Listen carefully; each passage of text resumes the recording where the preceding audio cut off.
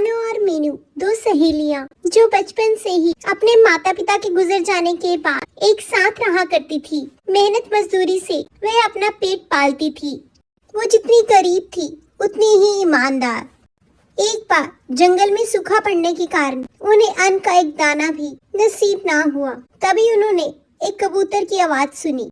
अमरूद ले लो अमरूद, मीठे मीठे अमरूद, लाल लाल अमरूद। कबूतर के अमरूद देखकर मीनू के मुंह में पानी आ गया।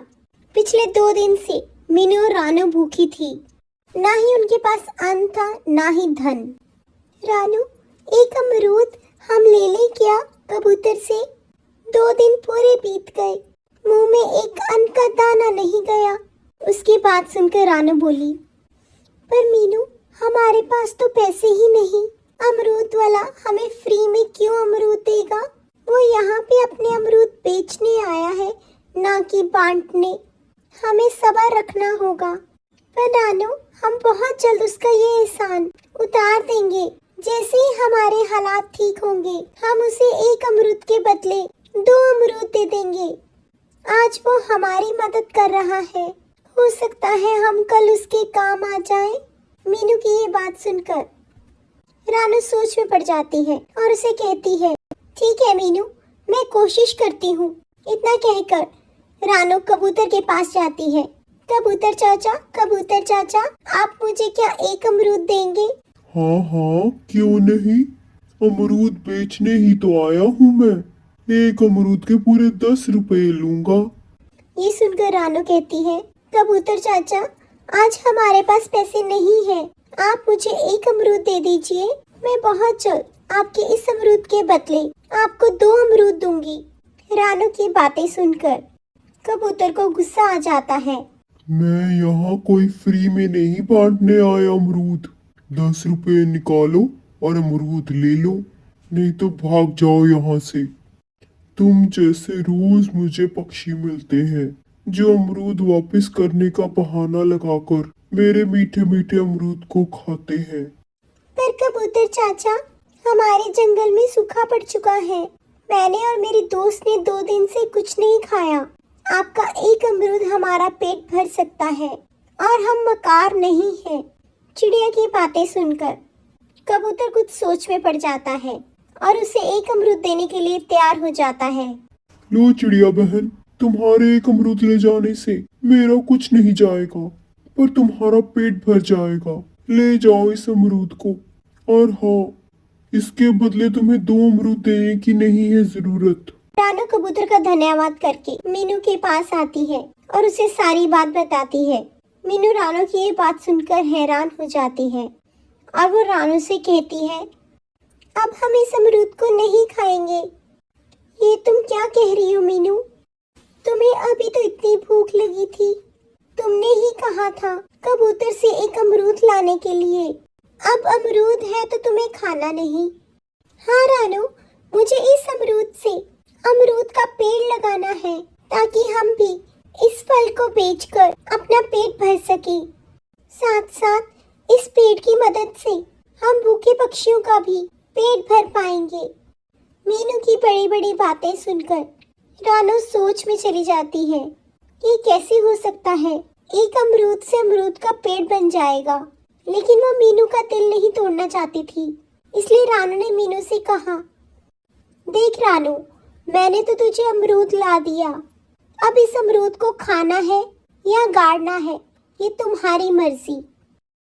ठीक है रानू, मैंने फैसला कर लिया। अब मैं इस अमरूद को जमीन के नीचे ही दबाऊंगी और तुम देखना कल तक कैसे इसका पेड़ बन जाएगा और इस पे मीठे मीठे अमरूद आ जाएंगे। ये कहकर मीनू चिड़िया मिट्टी को खोदती है और उसमें अमरूद रख देती है और अपने घर को लौट आती है। घर आके वो सोच में ही पड़ी रहती है, कब होगी सुबह, कब उगेगा मेरा पेड़, कब आएंगे उस पर मीठे मीठे अमरूद। अब मुझसे इस रात का इंतजार नहीं हो पा रहा। यही सोच सोच कर वो पूरी रात जाग कर ही बिता देती है। अगले दिन सुबह होते ही मीनू चिड़िया उस अमरूद के पेड़ को देखकर खुश हो जाती है। किस तरह एक ही रात में एक अमरूद से अनेक अमरूद बन गए। वो जल्दी से दौड़कर रानू चिड़िया के पास पहुंचती है। रानू, मैंने तुम्हें कहा था ना, सुबह तक अमरूद का पेड़ बन जाएगा। हमारे उस अमरूद के पेड़ पर चलकर देखो, कितने मीठे मीठे अमरूद लगे हैं। अब हम उन्हें मंडी में बेचकर खूब पैसे कमा पाएंगे। रानू मीनू चिड़िया की ये बातें सुनकर हैरान हो जाती है।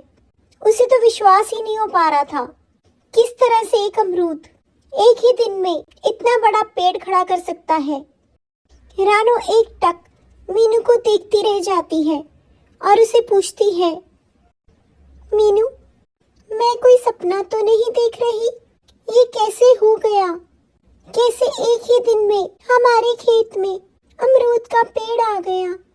अभी कल ही तो तुमने एक अमरूद जमीन में रखा था। रानू, तुम ही तो कहती हो, भगवान के घर देर है अंधेर नहीं। भगवान ने ही अमरूद के रूप में आकर हमारी मदद की है। अब हमें इसके बारे में ज्यादा सोचना नहीं चाहिए। क्या हुआ, कैसे हुआ, क्यों हुआ, ये सब तुम भगवान पर छोड़ दो। हम सबसे पहले ये अमरूद उस कबूतर चाचा को देंगे जिन्होंने हमारी मुसीबत में मदद की। यही सोचकर वो सारे अमरूद एक बोरी में भर लेते हैं।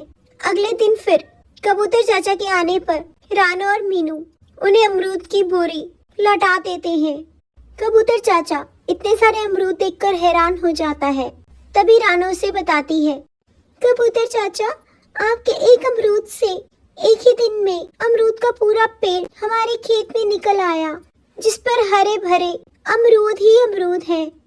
आपने बिना स्वार्थ के कल हमारी मदद की, उसके लिए शुक्रिया। पर चिड़िया, ये कैसे हो सकता है? एक दिन में अमरूद का पेड़ किस तरह से लग सकता है? क्या तुम मेरे साथ मजाक कर रही हो? नहीं कबूतर चाचा, आप मुझे गलत समझ रहे हैं। मैं झूठ नहीं बोल रही। आप चाहे तो मेरे खेत में आकर देख सकते हैं किस तरह एक ही दिन में एक अमरूद से पूरा का पूरा बाग अमरूदों से भर गया। और हाँ, आप जब चाहें हमारे खेत के अमरूद अपने लिए तोड़ सकते हैं। ये सुनकर कबूतर गहरी सोच में पड़ जाता है। वहीं रानू और मीनू अगले दिन मंडी पहुंच जाते हैं और अपने सारे अमरूद बेच देते हैं। इस तरह रोज की रोज अमरूद बेचने से रानू और मीनू अमीर हो जाते हैं। वहीं कालू कौवा, जो खुद को पक्षियों का राजा मानता था, एक दिन उनके घर आकर उन्हें धमकाता है और उन्हें ये घर खाली करने को कहता है। सुनो चिड़ियों, तुम्हें मेरा ये घर खाली करना पड़ेगा। मुझे तुमसे भी ज्यादा अमीर किराएदार मिल चुका है, जो तुमसे डबल किराया मुझे देगा। इसलिए आज की आज ही तुम दोनों इस घर से निकल जाओ। रानू और मीनू कालू को समझाने की बहुत कोशिश करती हैं, पर कालू उन्हें घर से बाहर निकाल देता है। वे दोनों उसी पेड़ के पास आकर रोने लग जाती हैं। अब हम कहाँ जाएंगे?